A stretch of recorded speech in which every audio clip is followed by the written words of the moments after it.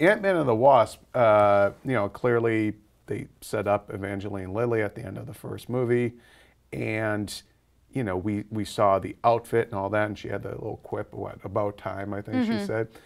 What do you think the movie could actually be about? I think the consensus amongst fans seems to be they're going to go into the quantum realm and find her mom. They're going to find Janet Van Dyne, and old Hank Pym could join up too, because maybe Ant-Man and the Wasp isn't necessarily just referring to Paul Rudd and Evangeline Lilly. Yeah, I hope the plot of the movie is not trying to save Janet Van Dyne, honestly. And this is something we also, we talked about this a lot. Die. No, we talked about this a lot earlier because we were very... in that microverse. Well, it's been a while. Yeah. But this next year I was is going to wondering make about that. Isn't microverse or the quantum realm, whatever, it's...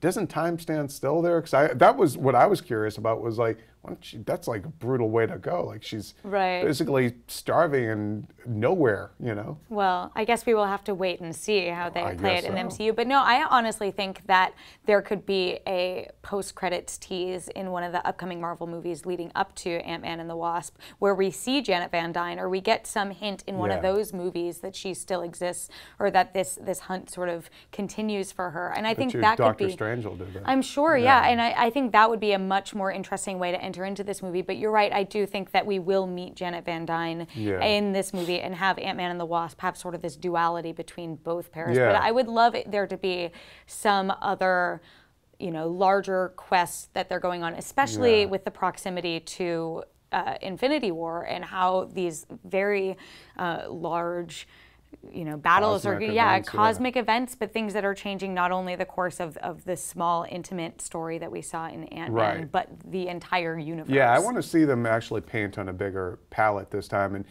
you know, I think it's probably inevitable that they'll end up kind of, if they don't go after Janet Van Dyne, I bet you at least maybe there'll be more flashback stuff of young Hank and young Janet that we, you know, they had their masks on in Ant-Man 1, but could be an excuse to, you know, bring in, you know, these younger characters for a flashback, a prologue, preamble. At the same time, I don't want this movie to undersell the fact that it is Ant-Man and the Wasp with the characters that we know, like Evangeline Lilly.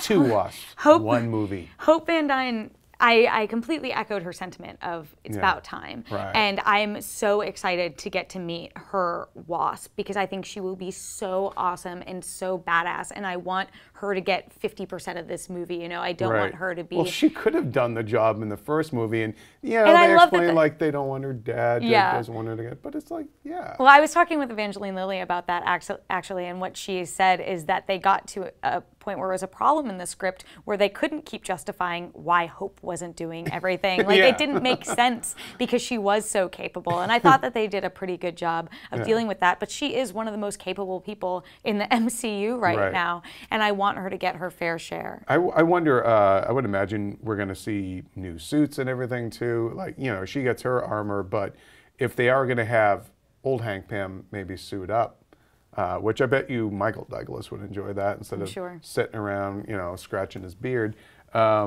You know, do you think Tony Stark's going to build him a new suit, or is it going to be Hank building him a suit? I'm sure it would be Hank. I don't think that Hank would want to let other people touch his technology. Don't touch his particles. He doesn't like that. Evangeline did say that she has 2 Marvel movies and 1 like cameo in her contract. So if this is one of those movies, you know, maybe she could be in the post-credits tease that I'm speculating and now want to be an actual thing, searching for her mom. I mean, geez, what if the post-credits tease in Doctor Strange is Wasp showing up to find her mom and asking for some help or some insight into it. Or that she just is there in the quantum realm, and you don't even get. Maybe they. I don't know. I'm fanficking this thing. We want to hear what you folks think. Ant-Man and the Wasp should be about. What kind of do you want to see them go into the quantum realm to get Janet, or, you know, basically just let her starve? That's what I'm wondering. Dark so fast. I'm just saying, I'll take it to those places. Longtime listeners and viewers know this.